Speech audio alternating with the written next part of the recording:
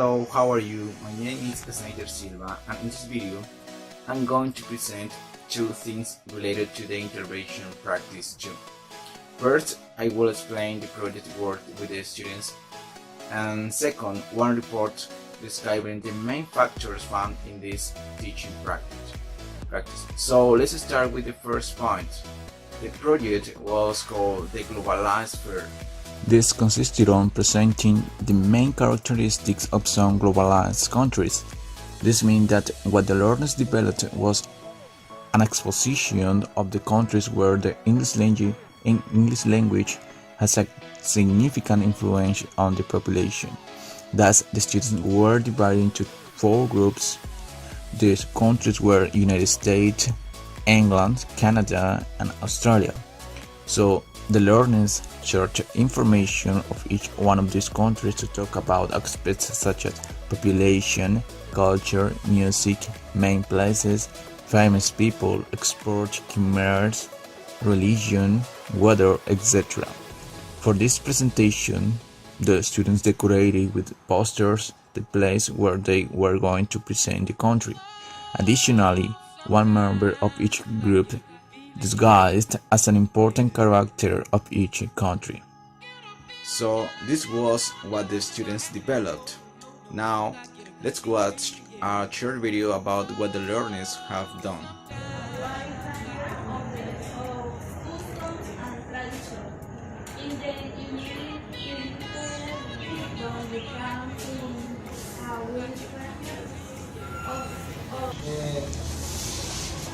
I took Canadian Lamborghini. In this way, each group had 15 minutes to expose the assigned country.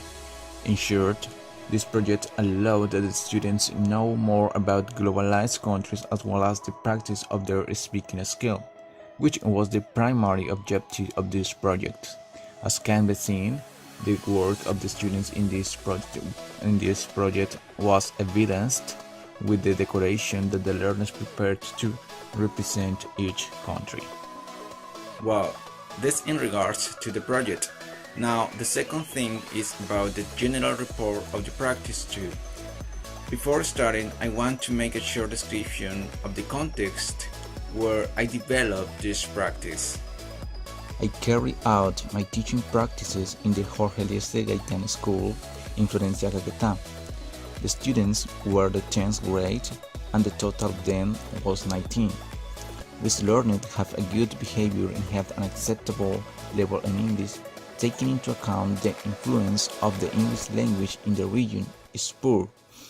On the other hand, my cooperating teacher was Sonia Luz Lugo Gomez.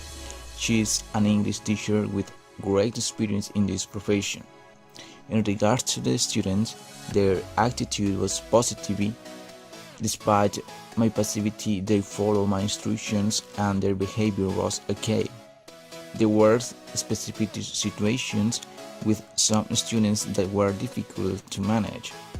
Their level of English was not high, but considering the context, some students have a good understanding of the language. The experience as a teacher of a secondary school grade had much learning due to many difficulties and specific situations which appeared during the process. To start, the attitude toward the class was poor. Though always there was a disposition to help the students to make good activities, there was no confidence to carry out the classes. At the beginning of the process, some mistakes affected the attitude negatively. This also provoked lack of confidence to make decisions. The anxiety that something could result wrong became a drawback in each lesson. It was so evident that it became one of the main problems in the process. The main difficulty in the process was the passivity to develop the classes. It was missing the dynamic in the activities and character to face fact of indiscipline by the learners. This passivity also incited that some students got sleepy or refused to participate in some activities. Even the cooperating teacher had to alert me about the problem I was having. Despite these problems, I could show improvement after some lessons. This caused motivation and confidence to continue with the process. This was important because I believed that I could do better my work. It is important to mention that there was key factors that contributed to improving my performance. First, the practice partner was relevant regarding advising and suggesting me conduct to show in the classes. Another aspect was trying to get confidence with the students. This means that interacting more with the learners in and out the classroom. There was not a specific method used in the classes. However, I think that creating confidence with the learners was very important to have a better attitude toward the classes. With this, the students participated more actively and they seemed to be more comfortable. Seeing these results, I encouraged continued establishing more interaction with the students. My teaching practice teacher was relevant to continue with this process. She encouraged me to not to give up and always to show that I could be a better teacher. Concerning the cooperating teacher, she was very strict and critical on my process. The relationship with the learners was not bad, but I consider this should have been friendlier. This is important to create a better environment in the classroom. When the students have a good relationship with the teacher, they act, participate, and enjoy more in the class. In these cases, what a teacher must know is how to manage different situations to keep the respect inside and outside the classroom. In short, the experience was good and this gave me an excellent learning for the future.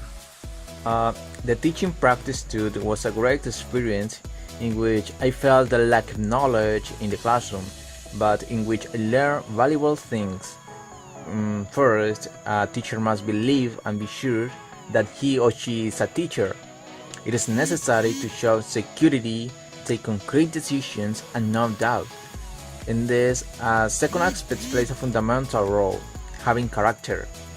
The character is essential to gain respect from learners and to promote the discipline in the classroom. Another factor shows the effective attitude to give confidence to the learners. With this, the students will learn that the teacher is friendly but also has character when the indiscipline appears in the classroom. Well, this was my experience with the teaching practice too. I learned new and relevant things for my profession. Thank you for watching this video and see you soon.